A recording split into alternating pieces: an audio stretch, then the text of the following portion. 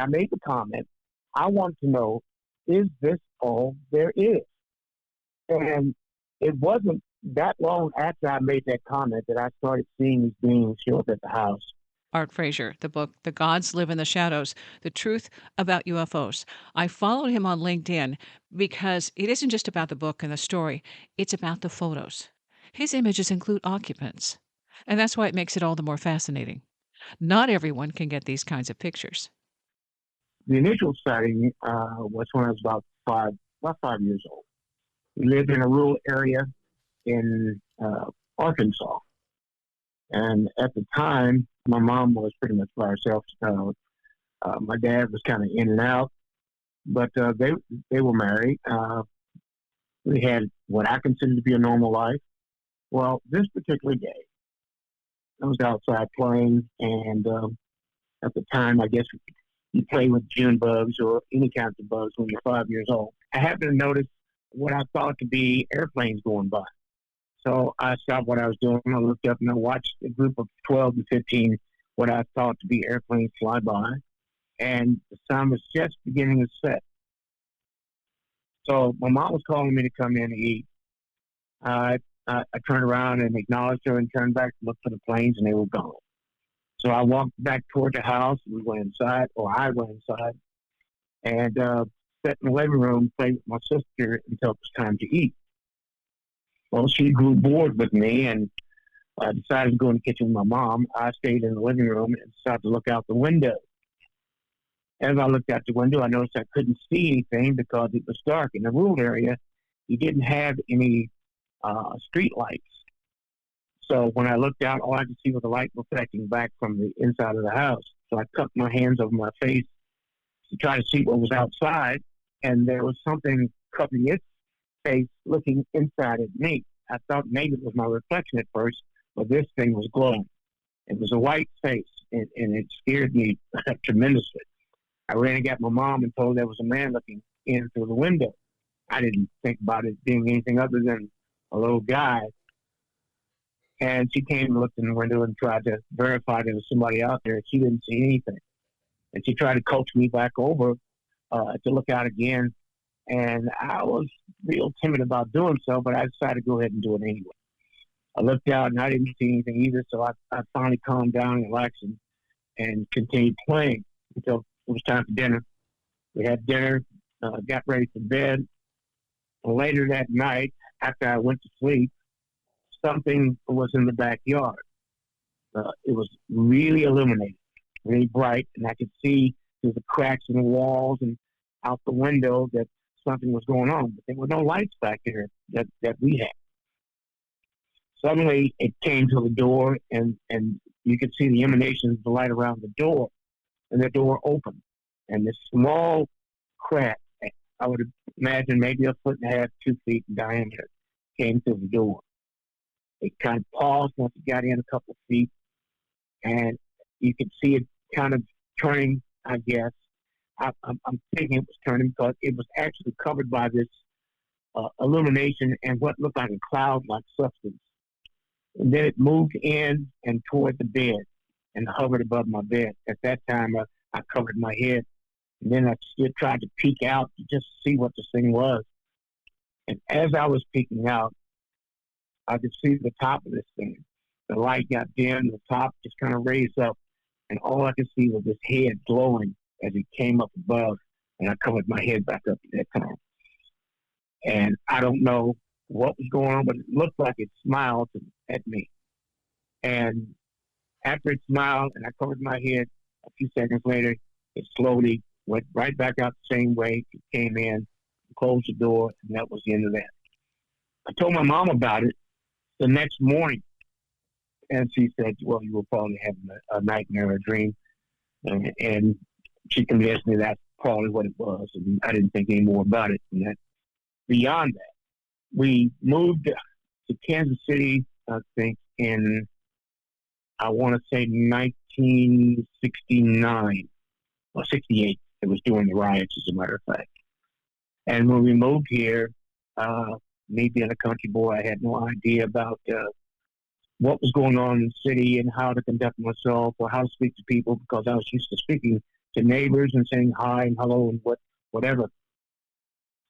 Well, this particular day, this is the second incident of me seeing something that I couldn't explain. This particular day, I was walking down the street and I spoke to a guy, and the guy said, "You don't know me." And I'm like, "I don't understand why you're saying I don't know you. I'm just being cordial and trying to say good morning." And I let it go. I was really kind of disappointed, and I started walking back home. And we stayed in a 3-story house, and I was in I was on the 3rd floor. So I went back home and I laid on the floor, and the window was no more than a couple inches off the floor. And I opened the window and laid my head back and just kind of caught the breeze out the window, looking up and just pondering on whether we made the wrong move by coming to the city. And as I looked up, I could see these large figures just kind of flying around. I thought they were birds at first. They were just entirely too large to be birds. They seemed to be winged creatures, but I couldn't really verify that. And that was the second time. This continued on. The first one was at 5. The second one was when I was about 14. The third incident, I think, was when I worked for the police department, and I came home one morning. I was working what they call dog shift. I got off at 7:30, and I was really tired that day. Came to the house and walked in my uniform and just stretched out across the bed. Didn't try to get out of my clothes or anything. And it may have been the fact that I was tired that this happened, but I can't explain it. But as I lay there, I became rigid. I couldn't move. My entire body was just shut down. The only thing I could do was still hear everything that was going on, and I could still see everything that was going on. I could hear the radio playing because I knew I left it playing. I could actually see the lights from the ceiling. And as I lay there, I noticed I was being lifted up off the bed. And before I got to be maybe a foot, 2 feet from the ceiling, I stopped and I was just levitated there. And I could tell that there was something underneath me, but I couldn't tell what it was because I couldn't see it or hear it. But it started pressing bones on my spinal region from my neck all the way down to my buttocks, as if though it was testing it or adjusting it, or it was just doing something to it I couldn't explain. And I was trying to scream and I couldn't scream. No voice could come out of my mouth, but I felt the tear come out of my eye. And I struggled and struggled, and finally I just said, well, maybe if I relax, the dream will be over and I'll wake up. Well, what happened after that was, once they or he or she or however many were out there decided that they were done, I was lowered back down to the bed. And as soon as my body hit the bed, I got up and I ran out of the house. And I sat out on my front porch for about 2 hours trying to figure out what just happened. And I was still a bit tempted by going back in, but I finally did. And I looked around to see if there was anything in there. I didn't see anything. Next time I saw something, it had to be at least 10, 15 years later. And what was really, I guess, bad about this was I was telling people these things were happening, but I had no proof. I had no way to validate anything. So in 2008, New Year's Eve, I remember I was sitting in the living room looking out the window, and I said, well, let me grab the camera and denote this night by catching sounds and visuals of New Year's Eve before it actually changed into New Year's Day. So I went outside about 11:45 that night. I stayed out there for 20, 30 minutes waiting for the New Year's to roll in. So I just kind of panning around the yard and looking at the neighbor's house and looking at the sky and the trees. And I noticed something just across from me in my neighbor's yard, but above the trees, a light just descending down slowly. Couldn't figure out what it was. What's going on here?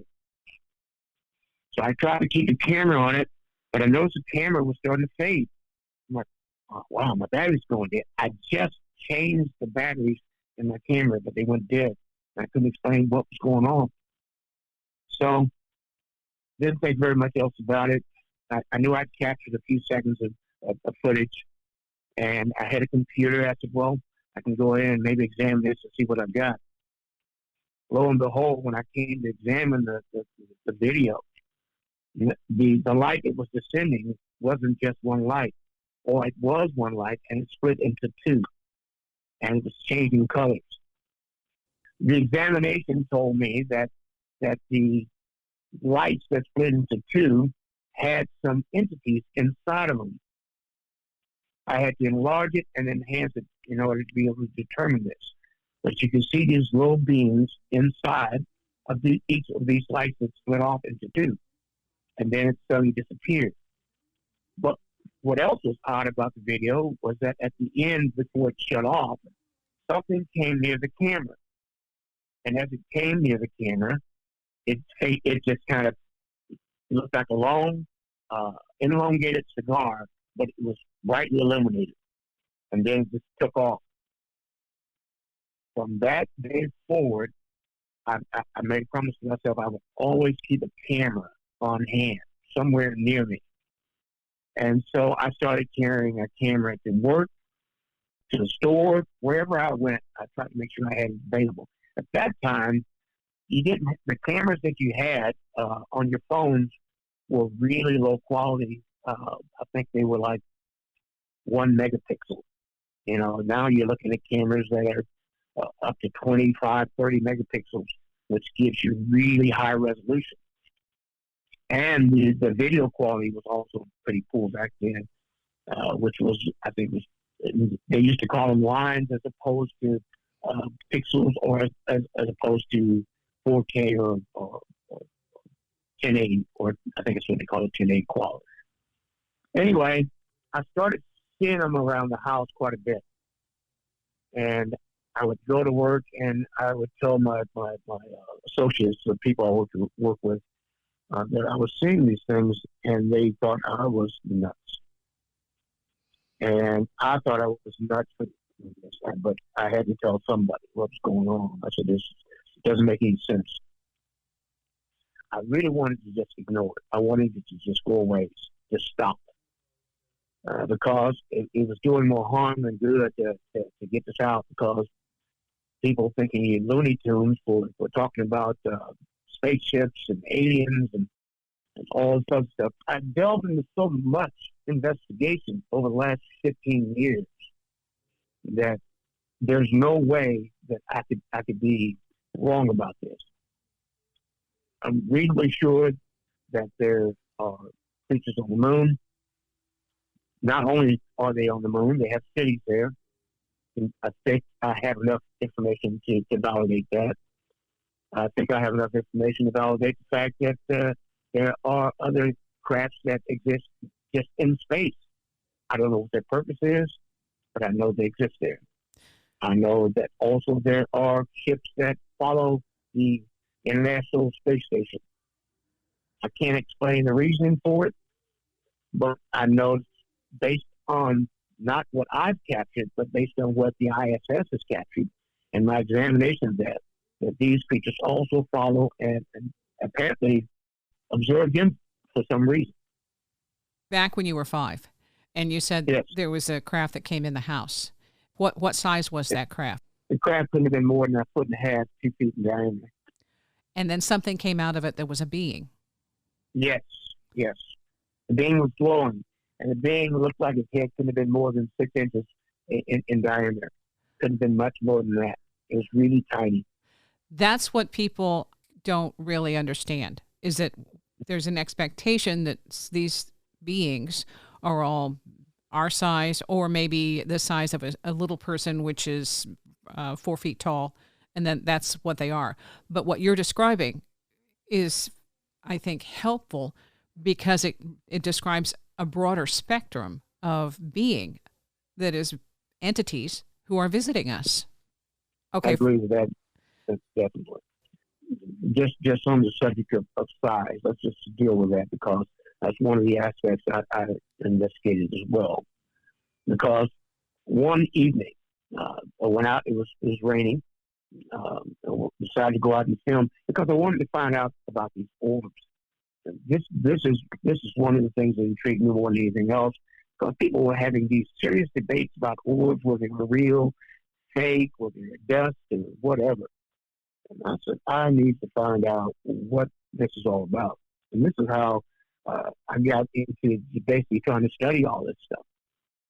So I went out on the porch. I started just filming the light misty rain coming down. And I would snap pictures just randomly on the ground and sky, trees, so forth. And I would take them back in and I basically blow them up, enlarge them. Sometimes you need to change the hue or contrast, and you can see these images a lot better. As I began to study one of the images that I captured that particular night, I noticed there was a drop of rain on the banister. And what was so really strange about that was I'm looking at this drop, and there's this little tiny being. I mean, it couldn't have been bigger than, it had to be smaller than my fingernail. But you could see its eyes, you could see its body, you could see its arms, and it was there just basically looking up at me, as if though it was wondering or being very curious about what it was I was doing. That blew me away. And the nose was not normal. It was more like a tubular shape, like that you would see on an elephant, a trunk. I couldn't explain it, and I was too embarrassed to show it to anybody.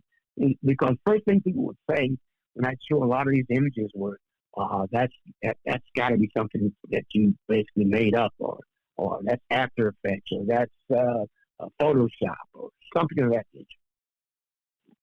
So I just kind of dealt with that, and that was fine. Okay, hang on. Because what you're describing, Art, is like the fairies. The fairies, and there are pictures that Arthur Conan Doyle investigated this, and they said, well, these were all made up. At one point, they said they were real, and there's been a lot of controversy through the years over the story of I believe it's pronounced the Cottingley fairies. And other people have actually seen fairies and elementals.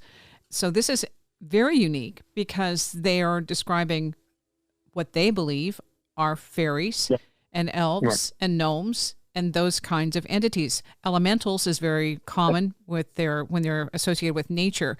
And I know one woman who has published through the years little pictures of her elementals. Another one just recently was sharing hers. And so you are in a very unique group that is actually able to see them with your eyes. Oh, yeah. You gave me chills. I mean, the hairs literally stood up back of my neck when you started talking about fairies and elves and the whole bit. That has got I think every bit of myth has some basis in truth. It may not be, logical to think that all of it is true, but it has some basis in truth. The reason I say that is one night I went out to a park, a wooded area, and I was out there all alone, probably 2 or 3 o'clock in the morning. And I just wanted to get an idea if it was true that a lot of times that's where you see UFOs. Lo and behold, I see 2 crafts landing near a railroad track together, one behind the other. And these little beings get out. And let me back up before I even get to that. I was just taking random pictures of the trees and everything. And there were these fairies. Just everything you can imagine, pixies, the whole bit that you could see clearly in these photographs. I'm like, you got to be kidding me. This cannot be real. And that made me think about, I said, all these things they call fallacies that people depicted back in the old days may have some basis in truth. I agree. And I think whatever connection you have, you are in a different dimension when you're seeing these things.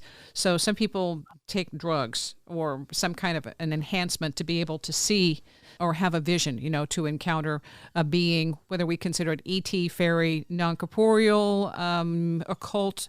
There's more here going on than we can see with our physical eyes. But some people, I think, shift their awareness or are already on a different wavelength.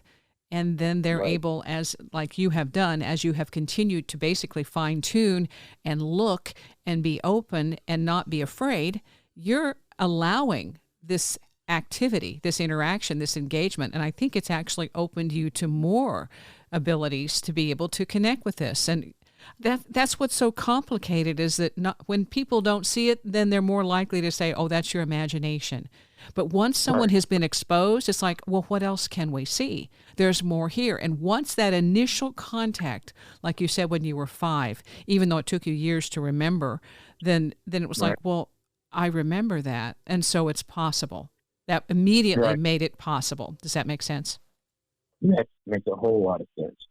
I mean, I'm flabbergasted every time I think about this, the doors that have opened since 2008. Like I said, initially I've seen a lot over the course of my life, but they were random. Like I said, 5, 15, 29, all these different ages. I saw maybe 1 or 2 encounters, and I dismissed most of it. It had to be a dream, a nightmare, or something of that nature. But once I grabbed that camera and I began to investigate things, I started to realize that there's a lot more to this world than people want to acknowledge. I think a lot of people don't want to acknowledge it for fear of it. What I've encountered is somewhat like the Matrix. You see what the reality that they want you to see, and then there is the reality that is. And a lot of folks don't seem to understand that. People always want to talk about a lot of this stuff not being real. There is so much stuff that we take as real that it's not real, as opposed to the things that are going on behind the scenes that are. It's hard for me to really explain. Let's just talk about the particles in the sky. We don't see them. We see that as a normal course of every day. It looks like just clear air to us.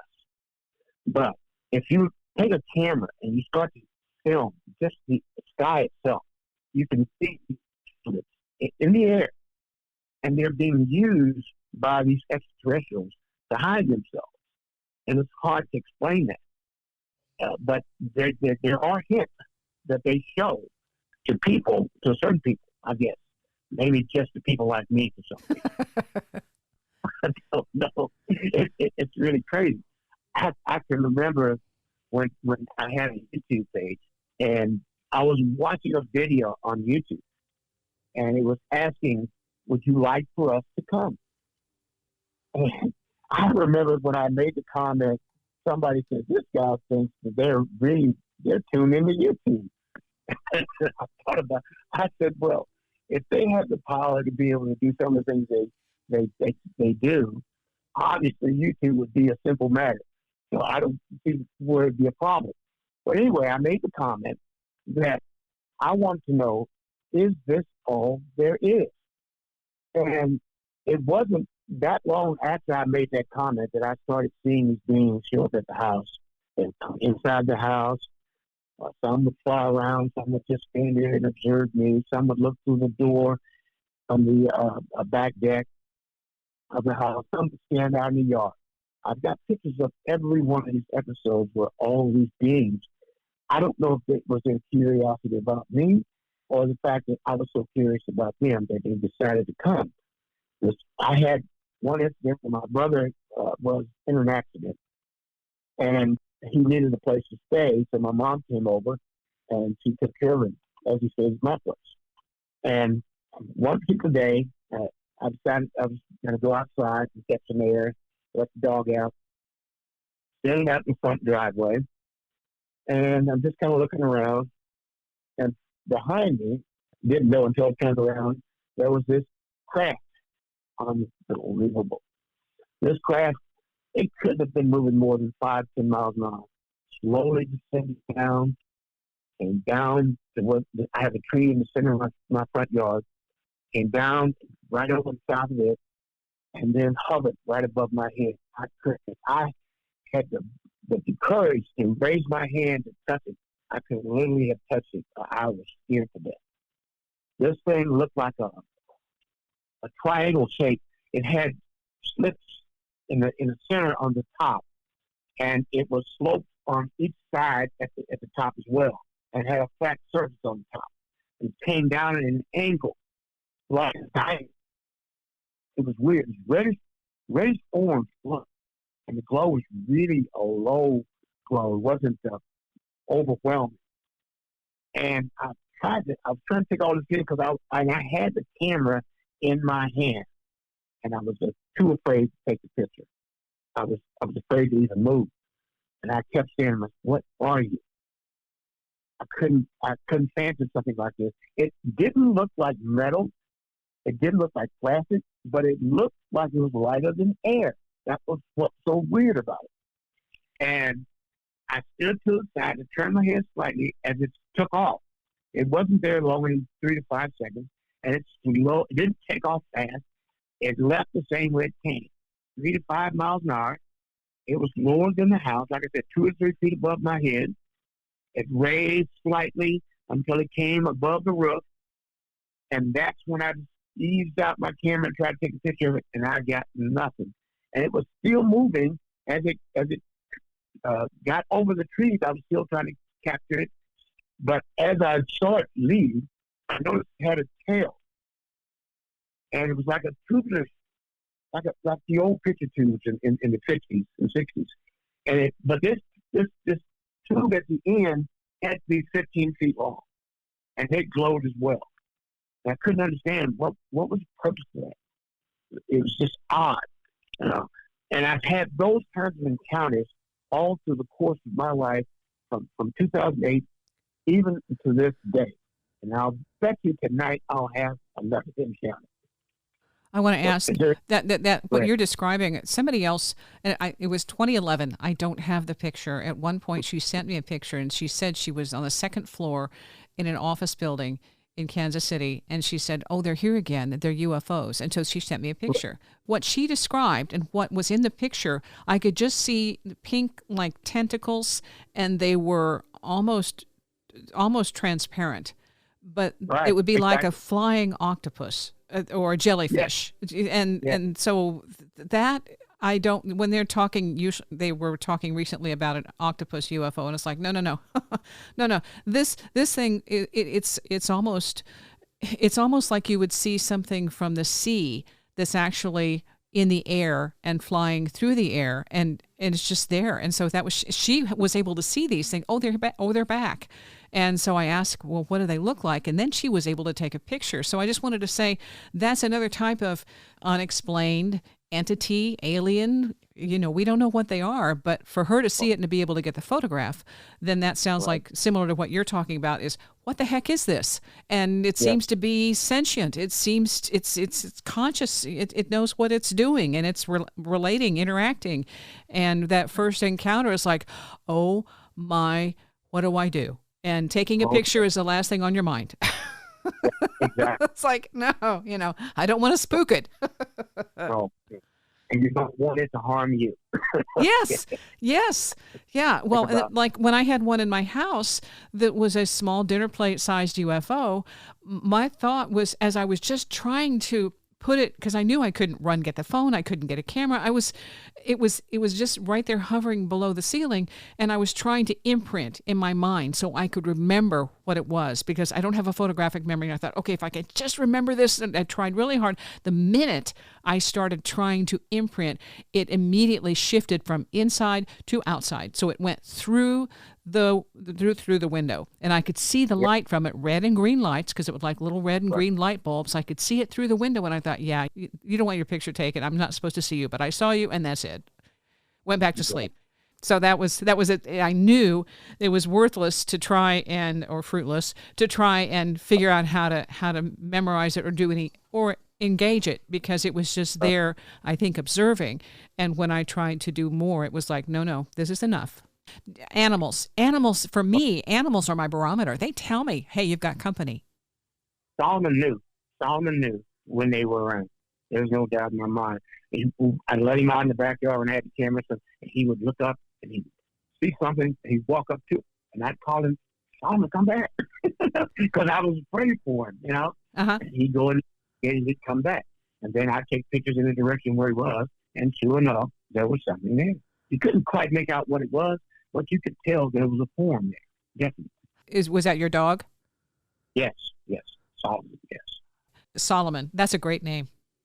Okay. It's a wise dog, a very wise dog. Exactly. For me, the dog was on the bed, and when that little UFO was in the house, the dog growled. And so that was my alert of something's here. I thought it was a cat. No, it was a UFO. So thank you. My puppies, my dogs, my cats, they know. Art Frazier, author of The Gods Live in the Shadows, The Truth About UFOs. The images that Art has, he has some in the book, but you can follow him on LinkedIn.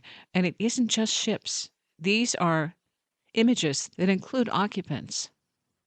I wanted to remember that they showed me when I went to space, and it was really weird. When I was abducted on August 1st, it was 2010, at 3 o'clock in the morning, 2:59, 3 o'clock in the morning. I'm out there doing my thing, just taking pictures, trying to see if my camera could capture anything. And next thing I know is I don't remember anything. I wake up in my bed. I have no idea how I got to bed, what happened the night previous, until I come up with these pictures, because I try to make sure I upload all my pictures to my computer the next day. I take some pictures. And I tried to upload these pictures, and there was a picture of this giant spacecraft above me. And I'm like, where'd this come from? And it took me 3 or 4 months before the memories began to start coming back.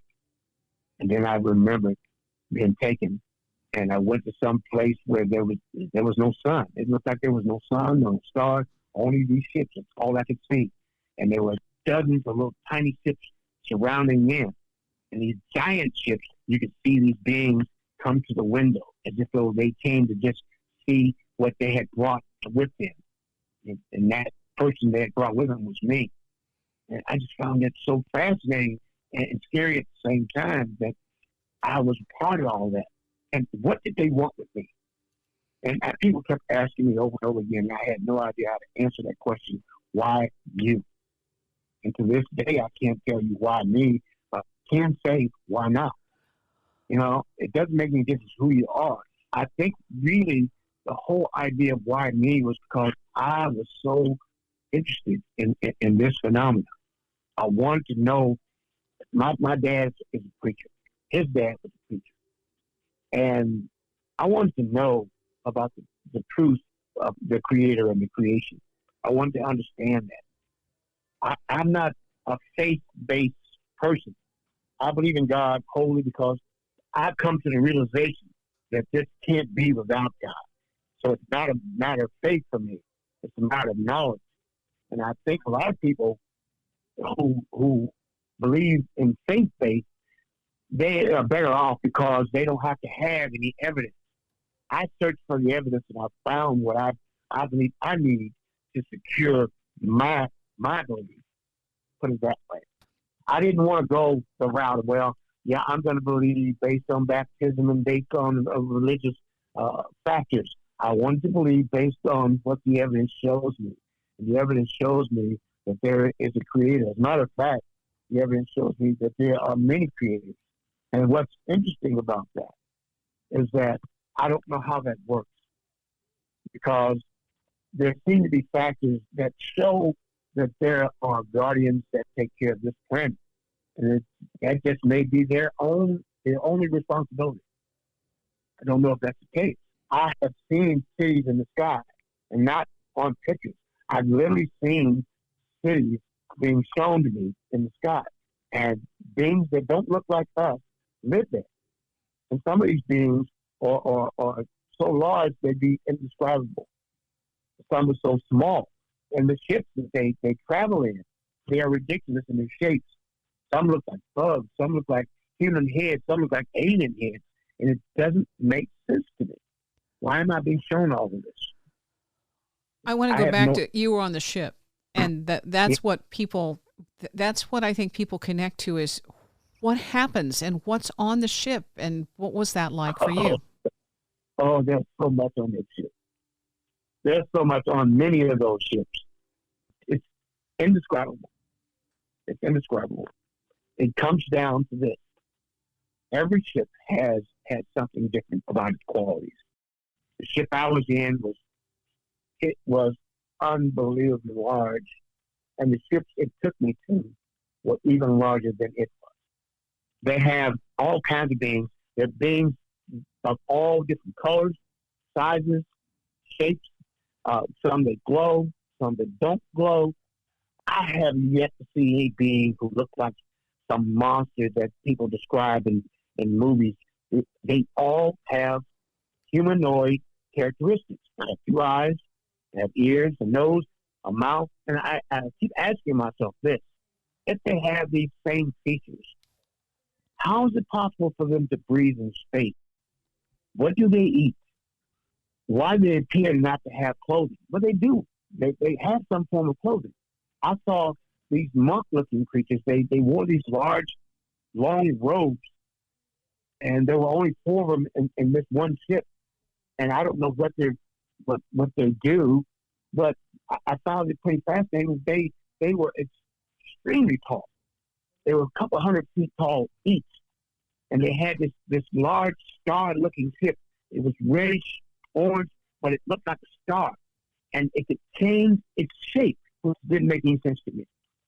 The ship itself had, I bet you, thousands, because I only saw a couple of hundred, but I would imagine, based on the levels that were on this ship, had thousands and thousands of extraterrestrials. There was this one statue that I took a picture of that looked like a warrior that had a horned helmet, like Vikings used to wear in the old days. I don't know if they really did that, but people say they wore horned helmets in the old days. Well, this creature had the head of an alien, the body and torso that looked almost human, but the feet looked like a scepter. It looked like a horse. And I got that. I think I even posted it on LinkedIn. But it's difficult to understand because the elements or environment they live in, it's hard to contrive. It's convoluted. It's difficult for you to be able to sort it out, and it's meant to be that way because they don't want humans to see them. Even when they are fixed to you, it should be difficult, if not impossible, to see them. I found a way to do that. I first asked and talked to them the night they took me out of my bed, because I think they found it fascinating that I didn't want to go with them initially. The night that they came to me and asked me if I would want to go with, do I want to go with them? I said yes, because I thought it was a dream. You know, when you're laying there and you're thinking, okay, well, this is not happening. Let's see where it's going to go. So I said yes. The next thing I realized, I was standing out in my driveway.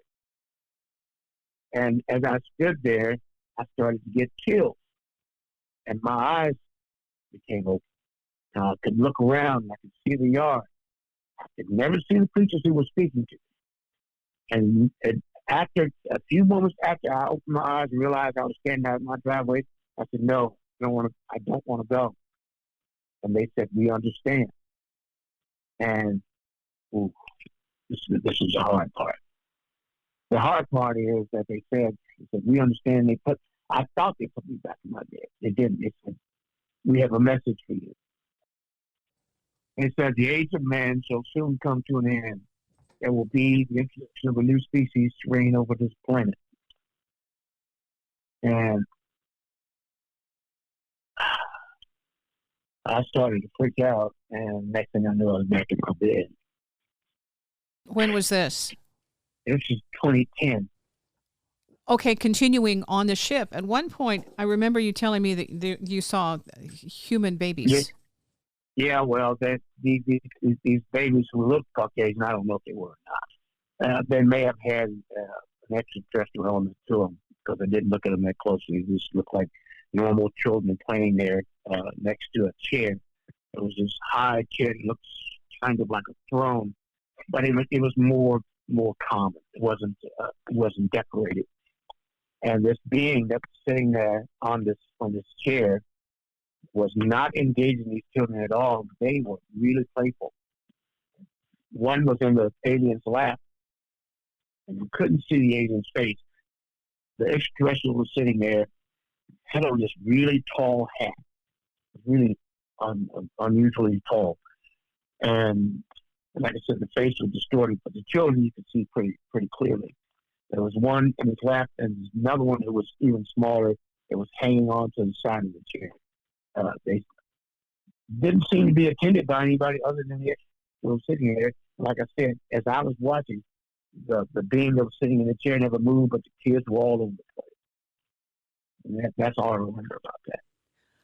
Okay, so from your experiences, the book, The Gods Live in the Shadows, there are so many variations. I think a lot of people want to acknowledge that they think they've got to be from somewhere else. I seem to have such a connection with these beings. I think because I've come to a realization that I understand and know them, and I think that comes from a relationship of being around them for the last 15 years and realizing they're around. They become kind of like family, and you get to a point where you begin to miss them when they don't show up. You know, you're like, well, what happened to them? Or what's going on now? Or are they still here? And they almost feel like detectives in a sense, you know. I had a portal in my backyard for years, and I was telling people about it for years. I finally decided to film it, and I put it on LinkedIn as well. And people, I don't know what people thought. You could see if you really took the time to concentrate and study that portal, you could see the beings inside moving around. But you have to understand the technology that they're trying to show you. It's unlike nothing that we have. But once you begin to understand how it works, then you can understand how to view them and how to pull them out of all that contorted elements that they try to project. The night they walked across the front yard, I can remember clearly that they had this light. It would shine on the cameras, and you could see the light itself, but you couldn't see the beings as they were walking across the yard. It was only when they took the light down that you could see or get some sense of their size and shape, but you still couldn't see them. They had another technology that basically contorted everything, every movement that they made. You could tell they were walking, or at least it appeared they were walking, but you could only see one creature. But I knew that there was several that started out at the end of the driveway. And by the time they walked up to where the cars were, there was only one creature that you could see walking across my truck and then into the yard and then around into the backyard. That was what was so amazing to me. Their technology is unbelievable. It's way beyond anything that we can even begin to imagine. What's frustrating to me is that when you're looking at them and you can only see maybe briefly or one at a time. I saw one crawling across the roof, and it was a purely, totally white, very slender, and it looked like it might have been maybe one of the 4 foot tall. It didn't have what you would consider an alien face. To me, it was more of a slender face. I only saw it for a brief moment, almost enough to think, did I really see that? What did I see? And then it was gone. And I thought, well, what the heck was it doing crawling across the roof? I couldn't just say, well, what was that about? There was, so things like that it's so almost out of context that then you question and then you don't have anything to do with it. So it's like, okay, that happened. And then life goes on. Right. But see, I took it a step further than that, because I was fed up with not being able to answer questions. And I said to myself that I'm not going to post anything that I don't have some kind of descriptor or answer to. At least something that I can rationalize in my own mind. It's something that makes sense to me. Mm-hmm. So here's what I did. I said, you know what? I have invested out uh, a lot of money. That's all I'm going to say. Into Yeah. Yeah, into it's like a black hole. yeah, it's like a money pit. Yeah. Into cameras and monitors and computers and the whole thing, all because of the fascination I have with extraterrestrials in their vehicles. I was on my way home one afternoon, and I wish I could have caught this vehicle. It was the most fascinating craft I've ever seen. It had these big jets on the side that looked like tubes, and you could see the aliens in the middle of it. And it was like such a space age looking vehicle. It was hovering right above the freeway, like it was waiting on me, just so I could see it. And it was at an angle pointed toward the sky, hovering no more than maybe 40, 60 feet above the freeway itself.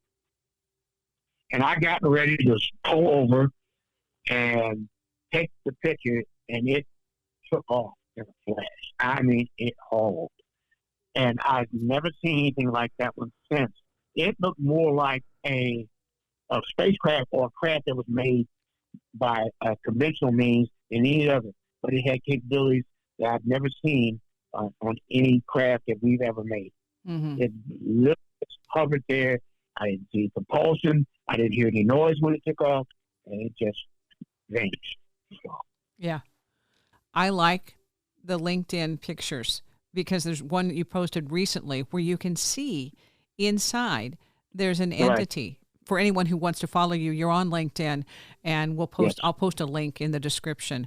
But that's where you've posted some really fantastic photos, and I like the fact that you can see, because this is what they don't have at least from what they have released in the military images. They don't have entities. They just, it's all about the ship. It's like, well, what's flying the ship? Come on, it's not. exactly. And so this is where it gets really, I think, interesting. I know this will blow up. It may even blow up in my face, but the bottom line is that people need to know this. They need to understand this. What was really troubling to me was when the president was talking about engaging these crafts and shooting them out of the sky. This is just my opinion. That is a humongous mistake because they have no clue as to what they're dealing with. None. And the problem with that is that I have yet to see an extraterrestrial craft travel by itself. I've never seen one empty, even with probes, not probes by electronic means. They have living entities inside. The ones that do the observations and just fly by you quickly, they're occupied. So if anybody tells you that, oh, well, that's an alien probe, that's not the case. There are life forms inside of these vehicles. And we need to be aware of that and need to try to understand that. If they're trying to engage us in a violent way, then by all means, I'm sure we have the right to protect ourselves. But when you're just trying to steal technology for the sake of trying to advance your own means, it's not helping people like me or you. It's only helping the ultra rich. And basically, they just take that technology and use it for themselves and for their own means. That's the scary part to me. Yeah. Yeah, it isn't helping. And I think a lot of the information we have from ETs specifically relates to how we are treating our planet and the other beings, animals, nature, the whole 9 yards that we cohabitate with here on planet Earth, and saying, y'all are not helping the thing. You're actually, like the Matrix says, it's a cancer, and because we're not upgrading, we're continuing to take, and sometime at some point we're going to have to really pay more attention. What can we give back? Well, that point is coming up real soon, and that's just my own personal belief. Like I said, I've seen a lot of things over the course of the last 15 years. I will never be able to divulge everything that I've seen. It would be impossible because it's overwhelming. It's more than I can consume, probably more than the world can consume at this time. But I think the message still needs to get out there that we need to be more active when it comes to trying to take care of the planet and take care of each other. and we need to stop all this silliness and fighting over just strategic reasons or territorial reasons or whatever. We got to learn to be better. That's my message to the world. From the experiencers I've spoken with and those that I've read about, there's a big shift from trying to get everyone to believe the same thing. And most experiencers have these unique insights that have to do with we are all connected, and we have to start learning how to get together, not all believe the same thing, but have a common goal. And when you're talking about a common goal of improving life on the planet, of helping to have clean water, of trying to help save some of the species that we are decimating because of our practices, whether it comes to, dealing with oil or anything like that, that's the indigenous perspective. That's been with us for centuries with the cultures who were here prior to the Western philosophy taking over in terms of getting, bigger, better, more focused on consumerism and creating something that everybody's going to buy. And then, 5 minutes later, then they have to have something else they're going to buy. And all of that continual production and huge, huge waste, that has to change. Yes, I agree. I wholeheartedly agree.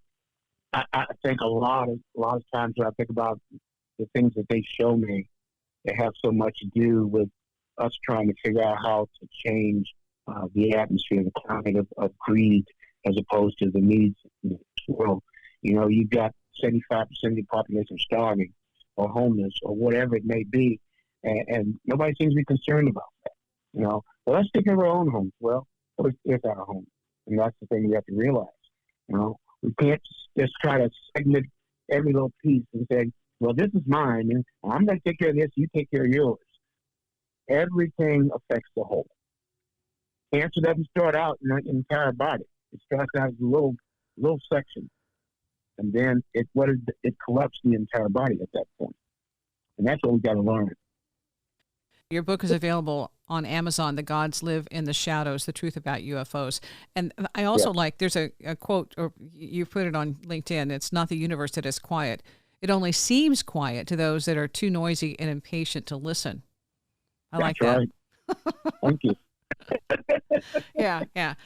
Well, and some people call it the monkey mind. We're constantly running some kind of dialogue, considering, well, I need this, I need that, I wish I had this, and I wish I didn't do that, and boy, that was really dumb, and I don't like so-and-so, and I need a bigger car.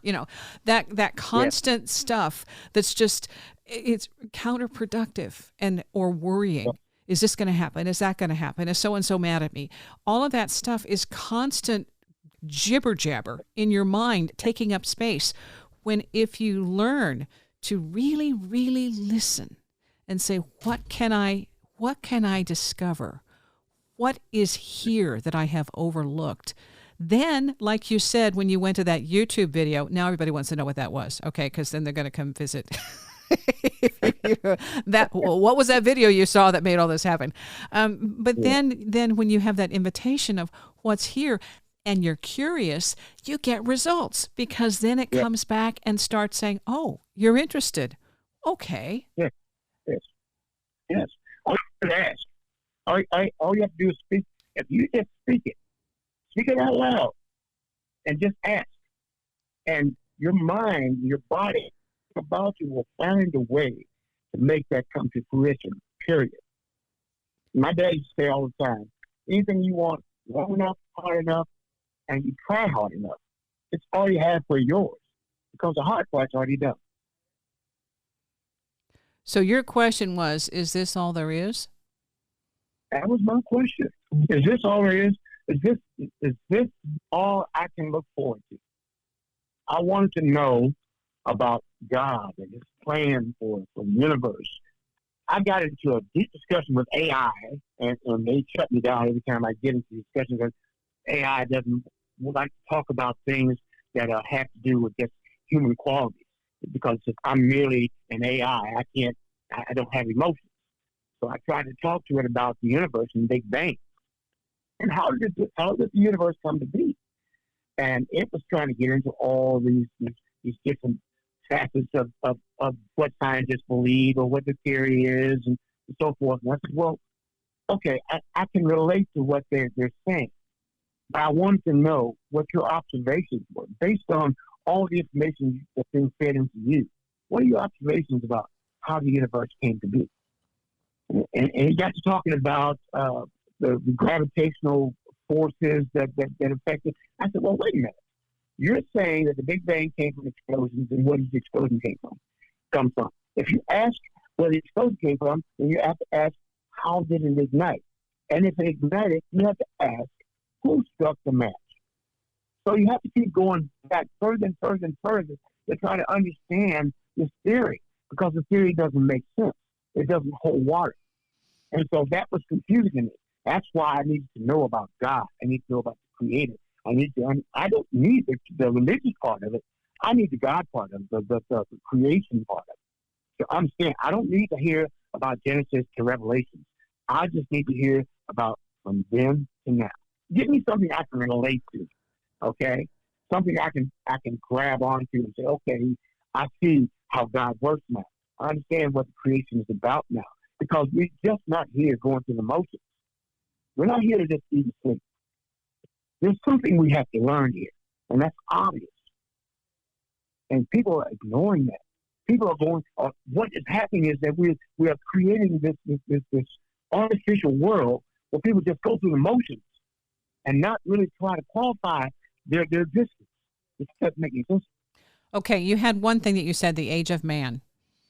Yes, the age of man shall soon come to an end, and there will be the introduction of a new species to reign over this planet. Yes. And did that scare you? It scares me even saying it now. What if it isn't necessarily a negative? It's that we evolve into more spiritual beings, which means that man is just a label. I thought about that. I really did. I want it to be so, but I just think there's just so much negative in mankind's being that it has become a situation that's probably untenable. That's the thing that I worry about, is that I don't think we have the ability to change, to be better. It seems like our emotions, we lead with that, and we're not concerned about anything else. We let greed and love and ambition and all these things get in the way of our initial directive. We don't even know what our directive is. We have to answer that question, why are we here? It's not just to feast on the world. That doesn't make sense. It's not to kill things for sport. It's not to just ridicule or hurt or demean. There's something else that we're missing, and we got to find out what that is. That's important. That's what makes life worth living. That prevents suicide. That prevents loneliness. That prevents all those things, because you have some sense of why you are here. Does that make sense? Absolutely. Yeah. Okay. So for people who want to connect with you, LinkedIn, do you want to say Art Frazier on LinkedIn? Yes, that's fine. Anybody who wants to connect with me, just connect to Art Frazier at LinkedIn. Okay. And then the book, of course, that would be helpful too, because that gives you a way to context. The Gods Live in the Shadows, The Truth About UFOs. And this is Available, Kindle, Amazon. Yes. Yeah. Yes, that's correct. Okay. Yes. And anything else you want to add? No, I enjoyed it. I did too. And I love the stuff that you're posting. I love that you can actually take pictures and it shows the beings. That's fantastic, because I think that's the other link in this chain that helps us just expand our awareness and start looking for new things in new ways. Exactly. Thank you. Yeah. Thank you. Thank you as well. Appreciate it. The Gods Live in the Shadows, The Truth About UFOs. Links are in the description for the show. I'm Wendy. Thanks for listening.